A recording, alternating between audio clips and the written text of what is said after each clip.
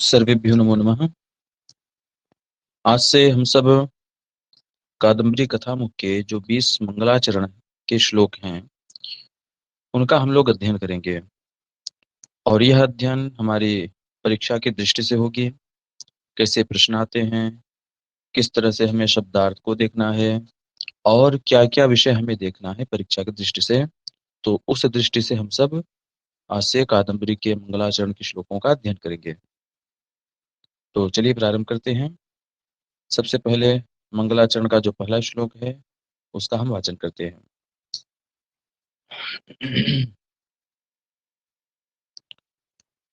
रजोजुषे जन्मनि सत्त्ववृत्तये स्थितौ प्रजानां प्रलये तमस्पृशे अजाय सर्गस्थितिनाशहेतवे त्रयी मयाय त्रिगुणात्मने नमः। यहाँ पर हम देखते हैं नमः पद है, नमस्कार है। ठीक, नमः अर्थात नमस्कार है। अब नमः के योग में हमेशा हमने सुना है कि नमः स्वस्ति स्वाहा स्वधा अलम श्री योगाच। इस सूत्र से नमः के योग में चतुर्थी विभक्ति होती है। जिसको नमस्कार है उसमें चतुर्थी विभक्ति होती है। तो कस्मै नमः किसको नमस्कार है? तो चतुर्थ्यंत पद हम देखेंगे। चतुर्थ्यंत पद क्या है यहाँ पर? तो चतुर्थ्यंत पद यहाँ पर एक रजोजुषे है, चतुर्थ्यंत पद है। सत्ववृत्तये, यह चतुर्थ्यंत पद है। तमस्पृशे, यह चतुर्थ्यंत पद है। अजाय चतुर्थ्यंत पद है, चतुर्थी विभक्ति का है। सर्गस्थिति नाश हेतु चतुर्थ्यंत है, चतुर्थी विभक्ति का है। त्रिमयाय, यह चतुर्थ्यंत है। त्रिगुणात्मने, यह चतुर्थ्यंत है। तो नमः का योग इनके साथ होगा। यह चतुर्थ्यंत पद है। परीक्षा में भी ऐसे प्रश्न पूछते हैं, जैसे रजोजुषे, यह प्रश्न यह दे दिया कि इसमें कौन सी विभक्ति है। तो रजोजुषे रामे, रामे के अनुसार हमें दिख रहा है कि यहाँ पर सप्तमी है, तो हमें शंका हो जाती है। तो यह हमें ध्यान रखना है कि रजोजुषे, सत्ववृत्तये, तमस्पृशे, अजाय, सर्गस्थिति नाश हेतवे, त्रयीमयाय, त्रिगुणात्मने, यहाँ पर चतुर्थी विभक्ति है। जन्मन में सप्तमी विभक्ति, स्थितौ में सप्तमी विभक्ति, प्रजानाम यह षष्ठ्यंत पद है, प्रलये यह सप्तम्यंत पद है। तो सभी पदों के विभक्ति इत्यादि को हमने देखा। तो चलिए सबसे पहले हम इसका अर्थ निकालते हैं। तो नमः नमस्कार है। किसको नमस्कार है? हम एक विशेष्य के रूप में अजाय पद को लेते हैं। अजाय, अजाय अर्थात अजन्मा। ठीक, जिसका जन्म नहीं होता है वह अज है, और तस्मै अजाय। तो उस अजन्मा, जन्म रहिता या जन्म से रहित जो ब्रह्म है, उस ब्रह्म को नमस्कार है। अब अन्य जो चतुर्थंत पद हैं उसको हम अजाय, इसका विशेषण बना देते हैं। वह अजन्मा पर ब्रह्म कैसा है? तो कह रहे हैं कि सर्ग स्थिति नाश हेतवे, सर्ग स्थिति और नाश का जो हेतु है, सर्ग स्थिति और नाश का जो हेतु है, सर्ग अर्थात सृजन, सृष्टि, स्थिति मतलब उसकी स्थिति, पालन पोषण, और नाश अर्थात प्रलय, उसका नाश हो जाना, नष्ट हो जाना। इन तीनों के जो हेतु हैं, इन तीनों के जो कारण हैं, ऐसे अजाय अजन्मा परब्रह्म को नमस्कार है। अब इसमें सर्ग कैसे करते हैं, स्थिति कैसे होती है संसार की, और संसार का नाश कैसे होता है, उसमें यह कैसे हेतु बनते हैं, यह जो परब्रह्म है यह कैसे हेतु बनते हैं, इसके बारे में अब बताएंगे। तो जन्मनि रजोजुषे, प्रजा नाम जन्मनि, प्रजा के जन्म के समय, प्रजाओं की सृष्टि के समय, संसार की सृष्टि के समय, जगत की सृष्टि के समय, रजोजुषे, रजोगुण का जो आश्रय लेते हैं, रजोगुण का जो सेवन करते हैं। जुष धातु प्रीतौ और सेवने अर्थ में होता है। जुष प्रीतौ सेवने च, तो जुषते जुषेते जुषंते यह आत्मनेपद में रूप बनता है। तो रजो जुट, रजोजुषते इति रजोजुट तस्मै रजोजुषे। तो जो रजोगुण का सेवन करते हैं, रजोगुण से जो प्रीति करते हैं, वह जो अजन्मा है वह तो निर्गुण है, लेकिन सृष्टि के लिए क्या करते हैं, रजोगुण का आश्रय लेते हैं, रजोगुण का सेवन करते हैं, रजोगुण से प्रीति करते हैं, तब प्रजा की सृष्टि होती है, प्रजाओं का जन्म होता है, संसार की सृष्टि, जगत की सृष्टि होती है। इसके पश्चात प्रजानाम स्थितौ, प्रजाओं की स्थिति के समय, उस प्रजा की रक्षा, उस प्रजा के पालन के समय, संसार की स्थिति, संसार की रक्षा और संसार के पालन के समय क्या करते हैं, सत्ववृत्त, ये सत्ववृत्ति वाले होते हैं। सत्वस्य वृत्ति ही अस्मिन् स सत्ववृत्ति ही तस्मै सत्ववृत्त, ये सत्व की वृत्ति होती है जिसमें, अर्थात सत्व गुण से युक्त होते हैं जो, कब होते हैं, प्रजानाम स्थितौ, प्रजाओं की स्थिति के समय, संसार की पालन के समय, संसार के भरण पोषण के समय, संसार की रक्षा के समय क्या करते हैं, सत्ववृत्त, ये सत्व गुण का जो आश्रय लेते हैं, सत्व गुण से युक्त जो होते हैं। और प्रलये, प्रजानाम प्रलये, प्रजाओं के प्रलय के समय, उनके नाश के समय, संसार के प्रलय के समय, उसके नाश के समय क्या करते हैं, तमः स्पृशे, तमोगुण का स्पर्श करते हैं, तमोगुण का आश्रय लेते हैं। तो सर्ग स्थिति और नाश, सर्ग अर्थात जन्म, जन्म के समय जन्म निर्जोजुषे, जन्म के समय रजोगुण का आश्रय लेने वाले हैं, रजोगुण का सेवन करने वाले हैं। और स्थितौ, संसार की प्रजा नाम स्थितौ, संसार की स्थिति के समय, संसार की रक्षा और पालन पोषण के समय सत्ववृत्ति है, सत्ववृत्ति का जो आश्रय लेने वाले सत्ववृत्ति से युक्त होते हैं, सत्व गुण का जो सेवन करते हैं। और प्रलये, प्रलय के समय तमस्पृशे, तमोगुण का जो स्पर्श करते हैं, तमोगुण का जो आश्रय लेते हैं, ऐसे अजाय नमः, ऐसे अजन्मा पर ब्रह्म को नमस्कार है, जो कि सर्ग स्थिति नाश हेतु, ये सर्ग स्थिति के और नाश के हेतु हैं, ऐसे अजन्मा पर ब्रह्म को नमस्कार है। अब दो विशेषण और दे रहे हैं। कैसा विशेषण है, त्रयीमयाय, त्रय कहते हैं वेद त्रय को, ऋग यजु साम, ऋग्वेद यजुर्वेद सामवेद, इन तीनों वेदों को क्या कहते हैं, त्रयी। तो इन तीनों वेदों से युक्त हैं जो, इन तीनों के साथ तादात्म्य प्राप्त करके जो ब्रह्म है, वह इस उत्पत्ति स्थिति और नाश की लीला करता है। अर्थात यह वेद क्या है, ज्ञान स्वरूप है। तो इसी वेद के विधि के अनुसार संसार की उत्पत्ति होती है, वेद की विधि के अनुसार संसार का पालन होता है, उसकी रक्षा होती है, और वेद विधि के अनुसार ही संसार का प्रलय होता है, उसका नाश होता है। क्योंकि वेद जो है वह स्वयं भूत है, उसे रचा नहीं गया है। ठीक, तो वैदिक वैदिक धर्म के अनुसार ही संसार का हर कार्य होता है, इसीलिए, और वेद से युक्त होते हैं वह पर ब्रह्म, इसलिए वेद के स्वरूप के अनुसार ही सारे कार्य होते हैं। तो त्रयीमयाय, वेद त्रयी से युक्त हैं जो, ऐसे अजाय। और एक विशेषण और दे रहे हैं, त्रिगुणात्मने, तीनों गुणों से युक्त होते हैं जो, रजोगुण सत्वगुण और तमोगुण से जो युक्त होते हैं। वैसे तो जो पर ब्रह्म है वह निर्गुण है, लेकिन उत्पत्ति स्थिति और विनाश के लिए इन तीनों गुणों का उनको आश्रय लेना होता है। तो त्रिगुणात्मने, तीनों गुणों से युक्त हैं जो, ऐसे अजाय अजन्मा पर ब्रह्म को नमः नमस्कार है। अब हम क्रम से देखेंगे। तो जन्मनि रजोजुषे, जन्म के समय रजोगुण का सेवन करने वाले, स्थितो सत्ववृत्ति, स्थिति के समय, पालन के समय, प्रजा नाम, प्रजा के पालन के समय, भरण पोषण के समय सत्ववृत्ति का आश्रय लेने वाले, सत्व से युक्त होने वाले, सत्व गुण युक्त होने वाले। और प्रजा नाम प्रलय तमस्पृशे, प्रजा के प्रलय के समय तमोगुण का स्पर्श करने वाले, तमोगुण का आश्रय लेने वाले हैं जो। अब यहाँ पर सांख्य कारिका में रजोगुण सत्वगुण और तमो के विशेषताएं बताए हैं। वह क्या है, प्रकाश प्रवृत्ति नियमार्था, यह तीनों गुण कैसे होते हैं? प्रकाशक, प्रवृत्ति देने वाले और नियमन करने वाले।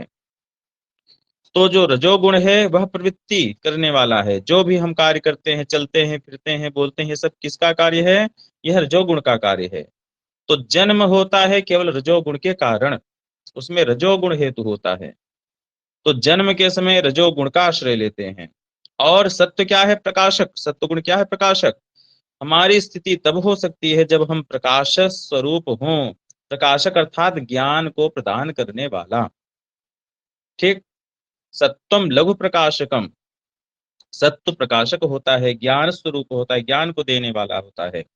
तो यदि हम ज्ञान से युक्त होकर के नहीं चलेंगे, क्या हमें करना है, क्या नहीं करना है, क्या हमें जानना है, क्या नहीं जानना है, किसका हमें, किसको हमें क्या ग्रहण करना है, क्या हमें छोड़ देना है, यदि यह हमें ज्ञान नहीं होगा तो हमारी संसार में स्थिति नहीं हो सकती। हम नाश को प्राप्त हो जाएंगे, हम नष्ट हो जाएंगे।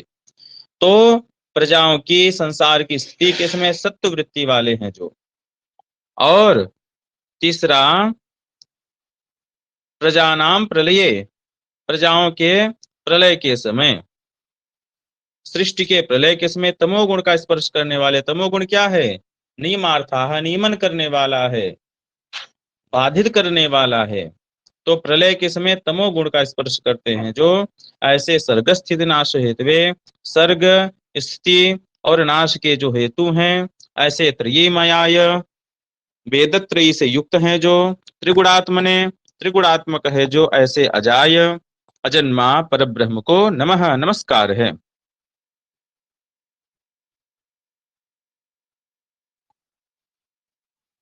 अब इसके बाद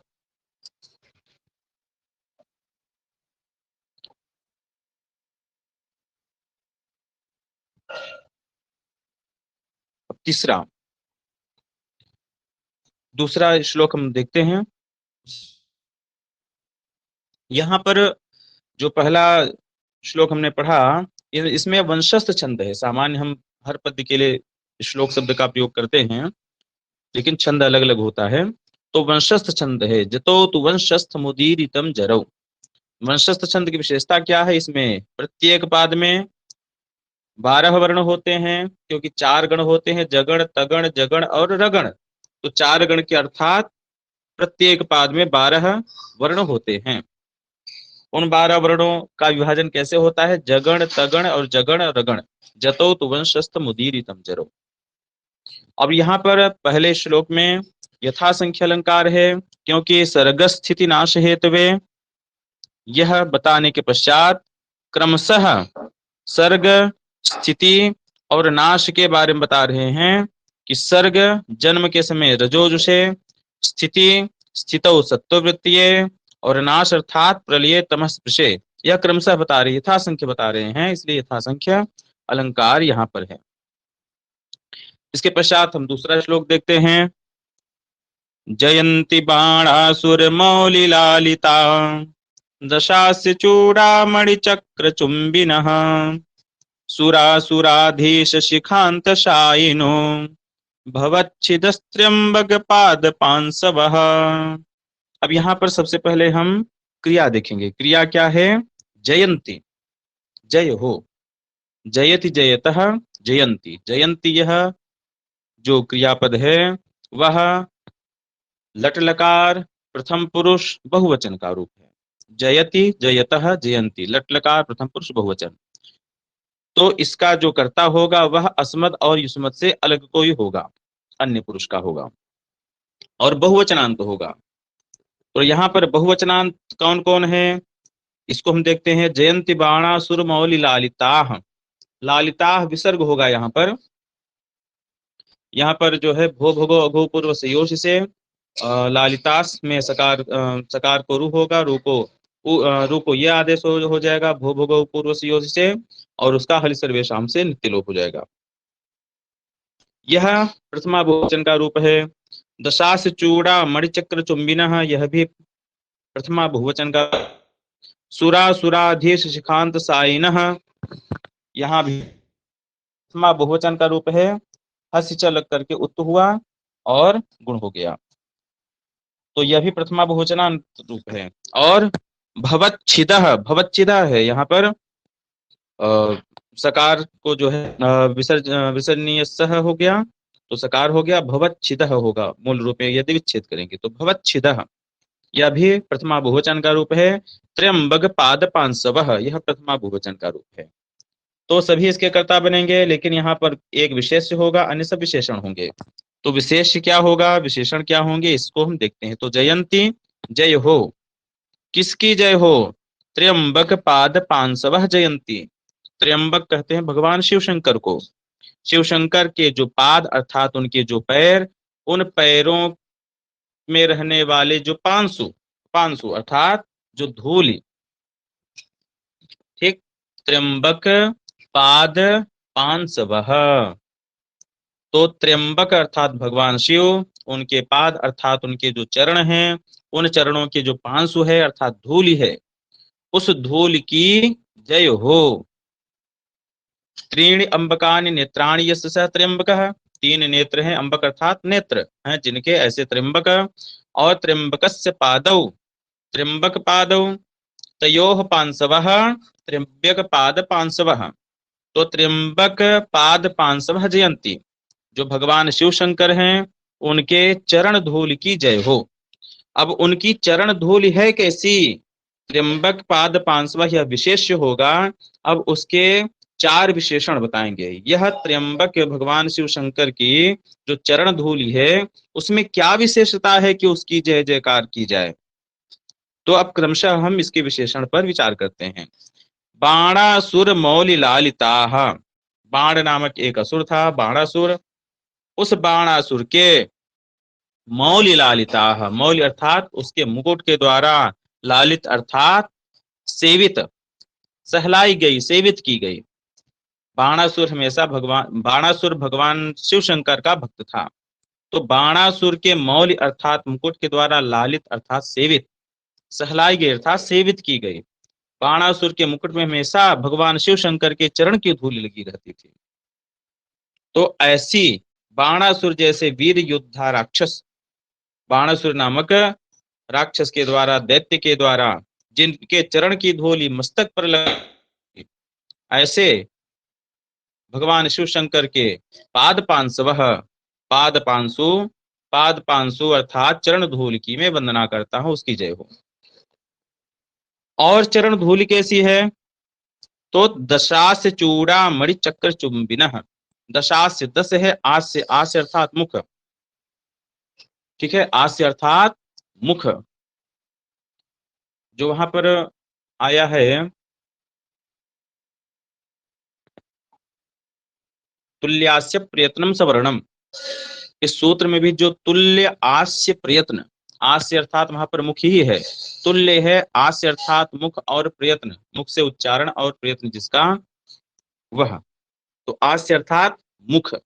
तो दशास्य चूड़ा मणि चक्र चुंबिनः, 10 हैं मुख जिसके, सिर जिसके, ऐसे, ऐसा कौन, दशास्य कौन हो गया, रावण।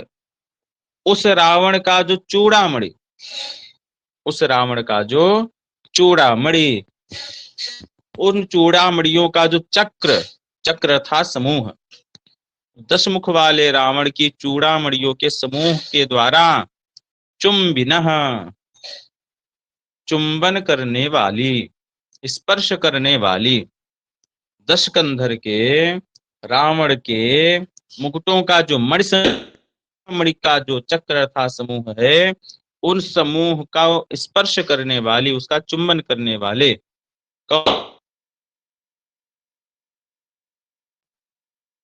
भगवान शिव शंकर के चरण धूल की क्या हो, जयंती, जय हो। इसके बाद सुराधीश शिखांत शाइनो, यहाँ पर शाइन है,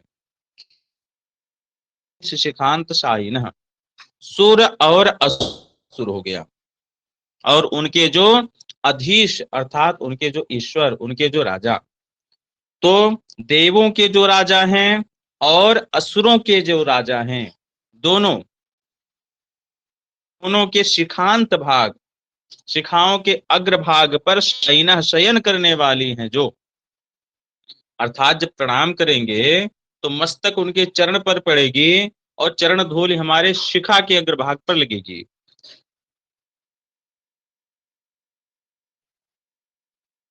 ठीक है। तो सुराधीश शिखांत साइनः, भगवान शिव शंकर ऐसे हैं जिनकी वंदना दैत्य और राक्षस, देवगण, गंधर्व इत्यादि सभी करते हैं। तो देव और दानव, राक्षस और देव, देव और अदेव, सुर और असुर, यह सभी भगवान शिव शंकर की वंदना करते हैं, उनका पूजन करते हैं। तो सुर के जो अधीश हैं सुराधीश, और असुर के जो अधीश हैं असुराधीश, वह दोनों सुराधीश अर्थात देवों और असुरों के जो अधीश्वर हैं, उनके राजा हैं, उनके शिखांत शायन, उनके शिखा के अग्रभाग पर शयन करने वाली है, जो शयन करने वाले हैं, ऐसे त्र्यंबक पाद पांसवः, भगवान शिव शंकर की चरण धूल की में उनकी जय हो। और एक विशेषण बता रहे हैं, भवच्छिदः, भवच्छिदः, भवम छिन्दन्त इति भवच्छिद, और चतुर्थी एक वचन में भवच्छिदः। ठीक है। तो भवच्छिदः त्र्यंबक पाद पांसवः, भव को जो छेद देने वाले हैं, भव अर्थात संसार, छिद मतलब नाश, यहाँ पर अर्थ ले लेंगे, जो संसार का नाश करने वाले हैं, संसारिक जो बंधन है उस बंधन को, छिद अर्थात काटने वाले हैं, जो ऐसे भवच्छिदः, कौन काटने वाले हैं, त्र्यंबक पाद पांसवः, भगवान शिव शंकर के पैर की जो धूलि है, जो चरण धूलि है, ऐसे त्र्यंबक पाद पांसवः जयंती, भगवान शिव शंकर के चरण धूल की मैं वंदना करता हूं, उनकी जय हो। एक बार क्रम से हम देखते हैं। बाणासुर मौलिलालिताः, बाणासुर के मुकुट के द्वारा लालित अर्थात सेवित अथवा सहलाई हुई। दशास्य चूड़ामणि चक्र चुंबिनः, दशास्य अर्थात रावण के, चूड़ामणि चक्र अर्थात मुक्तों के जो मणि समूह है, उस मणि समूह के द्वारा चुंबिनः, चुंबन करने वाली, स्पर्श करने वाली जो चरण धूलि है। और सुराधीश शिखांत साइनः, सुर और असुरों के जो अधीश्वर हैं, उनके शिखाओं के अग्रभाग पर जो शयन करने वाली है, ऐसे पाद पांसव। और भवच्छिदः, संसार के कष्टों को जो नष्ट करने वाले हैं, सांसारिक बंधन को जो काटने वाले हैं, ऐसे त्र्यंबक पाद पांसवः, ऐसे भगवान शिव शंकर के चरण धूलियों की जयंती, जय हो, उनकी मैं वंदना करता हूं। ठीक है। यहाँ पर समुच्चय अलंकार है और वृत्ति अनुप्रास भी है। इतना हम लोगों ने देखा। अब इसके पश्चात आज से क्रम ये बनेगा कि जितने भी लोग जुड़े हैं, हमने आज जो भी पढ़ाया उसमें से प्रश्न पूछा जाएगा, आप लोग अनम्यूट होकर के उत्तर दे सकते हैं।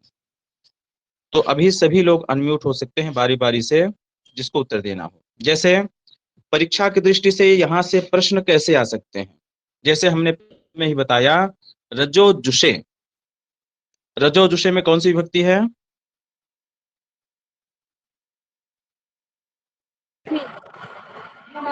चतुर्थी, चतुर्थी विभक्ति। ठीक है।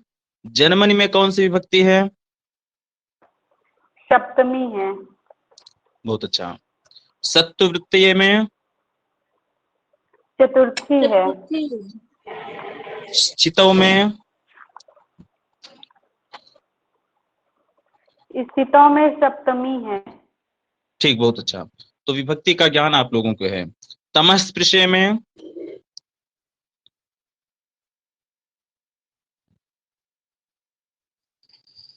तमस्पृशे में कौन सी विभक्ति है,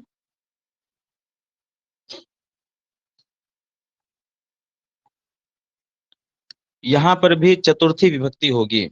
क्यों होगी, क्योंकि यह अजाय का विशेषण तमस्पृशे, तम का जो स्पर्श करने वाले हैं, प्रलये तमस्पृशे, प्रलय काल में जो तम का स्पर्श करने वाले हैं, ऐसे परब्रह्म को नमस्कार है। ठीक है।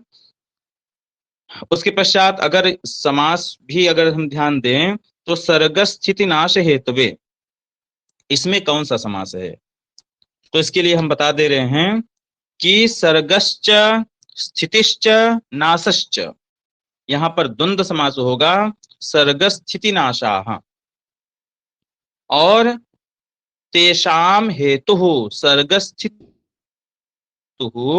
इति सर्ग स्थिति नाश,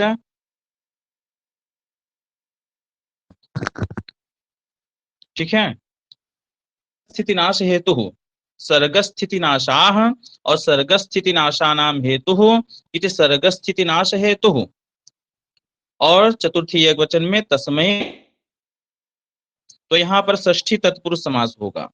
यहाँ पर पहले तो द्वंद्व समास हुआ, बाद में तत्पुरुष हुआ, तो यहाँ पर तत्पुरुष ही क्यों हम कह रहे हैं, द्वंद्व क्यों नहीं कह रहे हैं? क्योंकि हमेशा जो अंतिम में आता है, अंत में जो भी होगा वही उसका नामकरण हो जाएगा। तो प्रारंभ में यहाँ पर द्वंद्व समास हुआ है, द्वंद्व समास होकर के तब तत्पुरुष समास हुआ है, तो अंतिम में कौन सा समास हुआ? तत्पुरुष समास। यदि सर्ग स्थिति नाश हेतुवे यहाँ पर समास पूछा जाए तो यहाँ पर कौन सा समास होगा? षष्ठी तत्पुरुष समास। ठीक है, यह एक केवल दृष्टि है, यहाँ जैसे यहाँ पर दिखाया जा रहा है वैसे ही हम अन्य ग्रंथों में भी देखेंगे। चलिए, अब यदि यहाँ पर पूछा जाए दूसरे श्लोक में कि जयंती बाणा सुरमौलिलायता दशास चूड़ा मणिचक्र चुंबिनः, इस पंक्ति में किसकी वंदना की गई है? आप लोग बताएं। विष्णु विष्णु, विष्णु की वंदना की गई है। और कोई?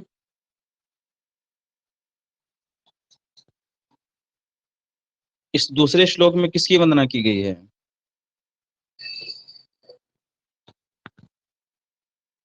त्रयंबक पाद पांशवः, मतलब शंकर जी की वंदना की गई है।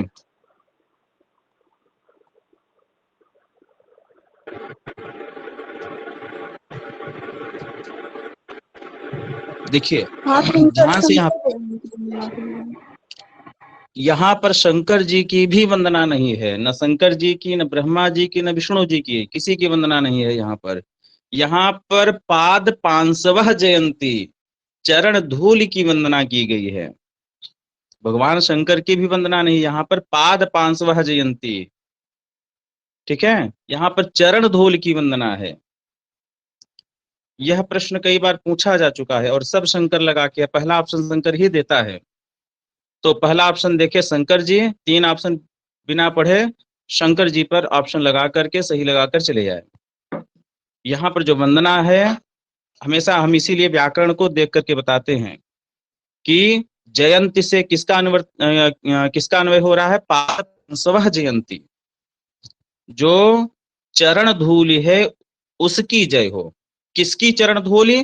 तो त्र्यंबक पाद पांचवा, त्र्यंबक की जो चरण धूलि है उसकी जय हो। तो बताइए इसमें किसकी वंदना की गई है दूसरे श्लोक में? पाद पांशवः, चरण धूल की। हाँ, भगवान शंकर के चरण धूल की वंदना की गई है। ठीक है, यहाँ पर बाणासुर मौलि लालिता देख करके कुछ विष्णु लगा देंगे, कुछ ब्रह्मा लगा देंगे, इत्यादि इत्यादि। ठीक है, सुरासुराधीर सिखांत साइनो, यहाँ देख करके हम विष्णु भी लगा सकते हैं, अन्य देवताओं को भी लगा सकते हैं। तो यह श्लोक हमें याद होना चाहिए, और यह अन्वय हमें चाहिए कि जयंती से किसका अन्वय हो रहा है? तो पाद पांसवः जयंती, त्र्यंबक पाद पांसवः जयंती, भगवान शिव शंकर के चरण धूल की वंदना यहाँ पर की गई है। ठीक है, ऐसे ही हमें प्रत्येक श्लोक को देखते हुए करना है। चलिए ठीक है, कोई प्रश्न इन 2 श्लोकों में किसी का हो तो भी पूछ सकते हैं।